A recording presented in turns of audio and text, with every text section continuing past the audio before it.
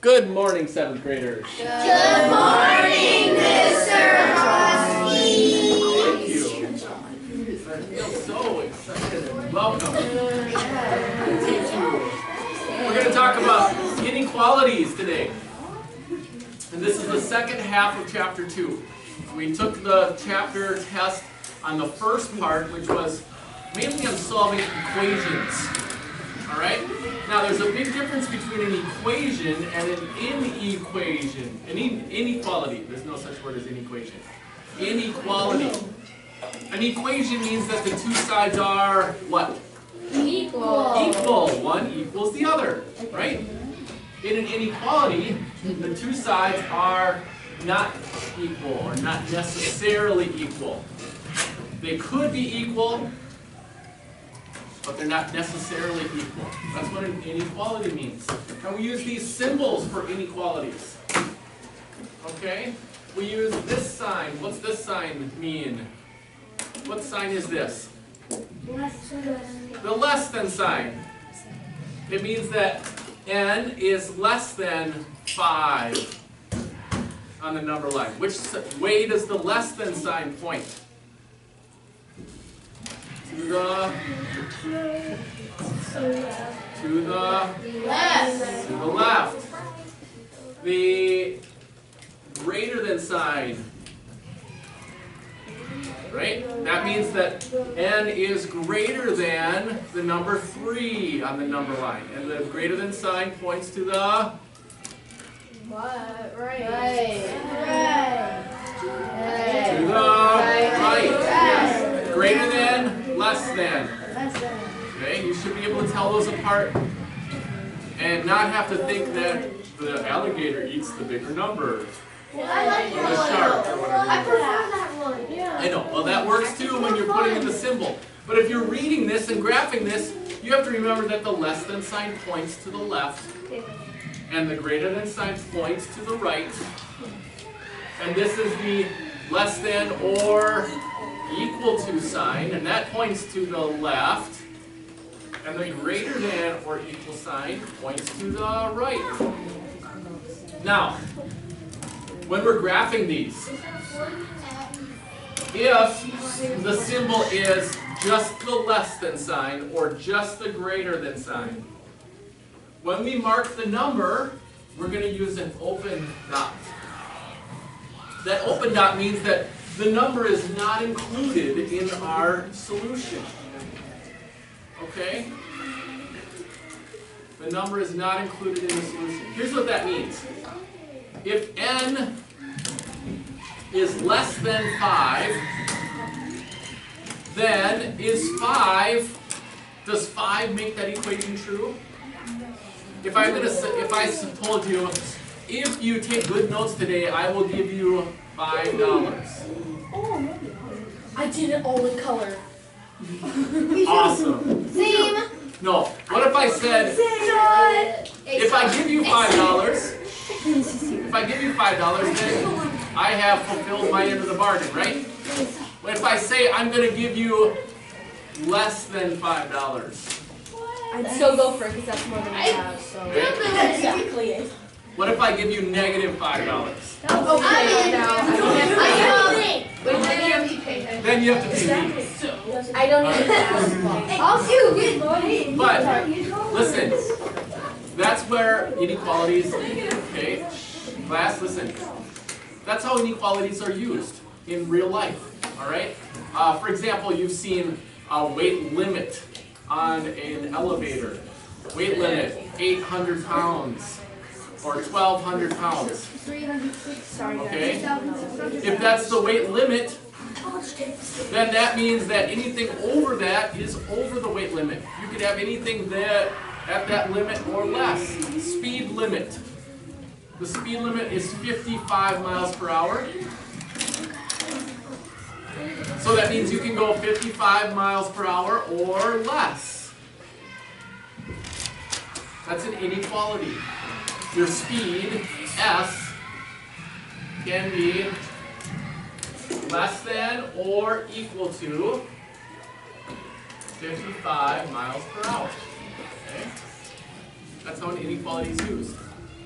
Now, if we're going to graph this, or if we're going to graph any inequality, we have to look for what type of symbol is used. So, the first thing you'll do is draw a number line when you're graphing, and mark where 0 is. Put 0 in the middle. Then, mark the number that's given, or the number that you figure out. If it's 5, then mark 5. If it's 55, then mark 55, and so on. Okay? Then, choose the correct type of dot to use. If it's less than, then we use an open dot, because 5 is not a part of the solution. Okay? In other words, if I said I'm going to give you less than $5, then I'd have to give you something less than $5. 5 is not part of the solution. Okay? So you have to choose the right type of dot to use. Then you have to draw the arrow or shade in a certain direction, depending on if the thing that you're marking is less than the number or greater than the number. Okay? Since n, we're going to graph n. We're going to show what n is. And since n is less than 5, we shade everything to the left of 5. Okay? Stop singing. Shade everything to the left of 5.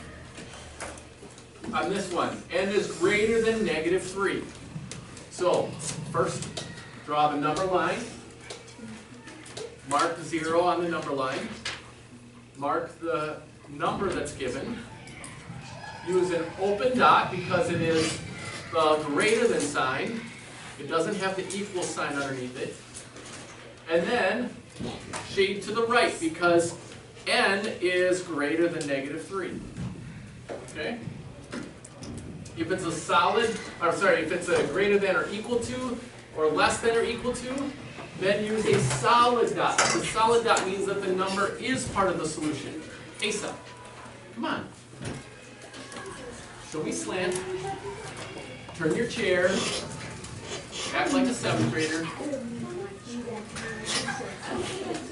All right, here we go. Less than or equal to means we use a solid dot. If it has the equal to bar underneath it, we use a what? A what? A solid dot. Okay? Open up your books to lesson 2.8.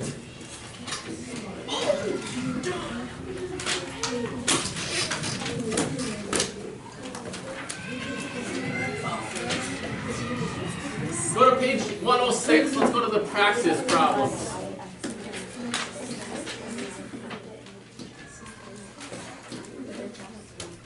Number 1. It says graph the solutions of the inequality. So follow our procedure. First, write down the inequality. You have to copy the problem. It says x is less than 7. X is less than 7. Yes, this is your assignment. Page 106. X is less than 7. Then underneath that, draw your number line. And mark 0 in the middle. This is positive 7, so mark positive 7 with a line and the number.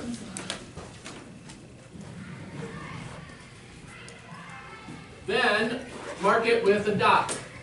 What kind of dot should we use? A solid dot or an open dot? Just show me. Open or solid? Use an open dot because it does not have the equal to sign. If it doesn't have the equal to sign, then use an open dot. Circle it. Don't circle the number, circle the spot on the line. Now it says x is less than. So, don't just draw on the line like this, because that's hard to see. Okay? Put your line up above it. I like to draw a little line like that. And make sure you put an arrow on the line, which shows that all of the solutions to the left of 7 are true. 6, 5, 4, 3, 2, 1 to infinity. Right? Then, this is the graph. Okay? Any questions? Merlin?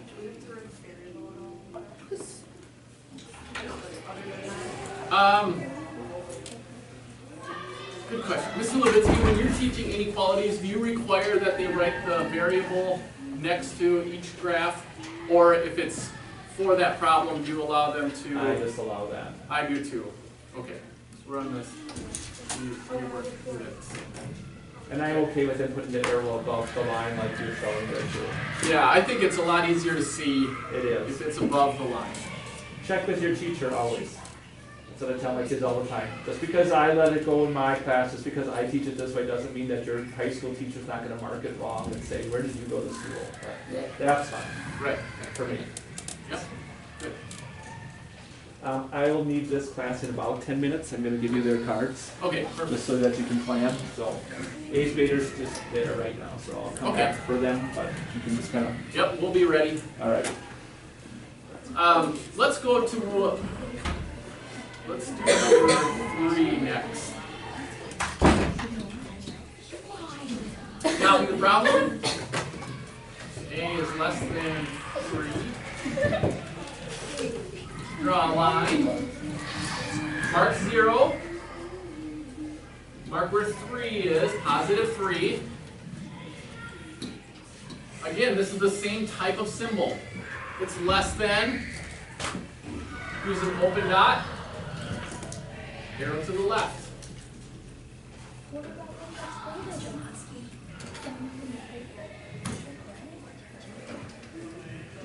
Yes.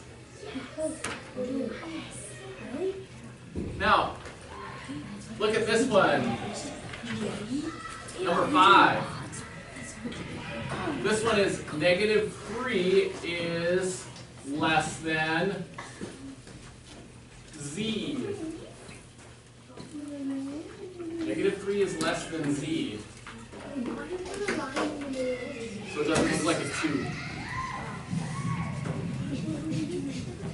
Now, when we graph this one, what do you notice about the order? Adam?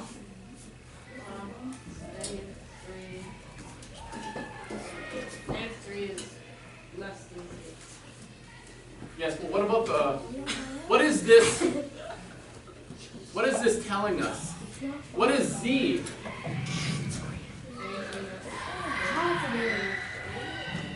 Anything that is above negative 3. If we graph this and mark negative 3, where is Z in relation to? How can we turn this around so that Z is the subject, that Z is what we're telling you about? Garrett? Z is positive? No, Z is not necessarily. Z is greater than negative 3. Z is greater than negative 3. Or, what we should do is rewrite this so that Z is what we're telling about. Z is the subject. Now, notice that when you rewrite this, you have to change the symbol. But the arrow is still pointing at the negative 3. And this means the exact same thing. But now, when we graph this, we can graph it so that our arrow on our number line is pointed the same direction as the symbol in the inequality. Okay? So, if you look at this pattern, the arrow's to the left, arrow to the left, arrow to the left, arrow to the left, arrow to the left, arrow to the right, what's the difference in this one? Right? The numbers are on the The number is written first, isn't it? Whenever the variable is written first, in these two, the variable is first. In this one, the variable is second. So to help you figure out how to write this, you may want to rewrite it so that the variable is first, but make sure that you change the whole thing around. Make sure that the arrow is still pointed at the same number. Pointed the same, so if it's pointed at the -3, it's still pointed at the -3. If it's eating the letter, make sure it's still eating the letter. Okay? You understand? Yes? Do we have to rewrite it? You don't have to rewrite it. I just want you to see the pattern here and see the difference in the way that this is written. Okay? Now, for your assignment, I want you to do the odds. 1 through 25 odds. Okay? Page 106, 1 to 25 odds.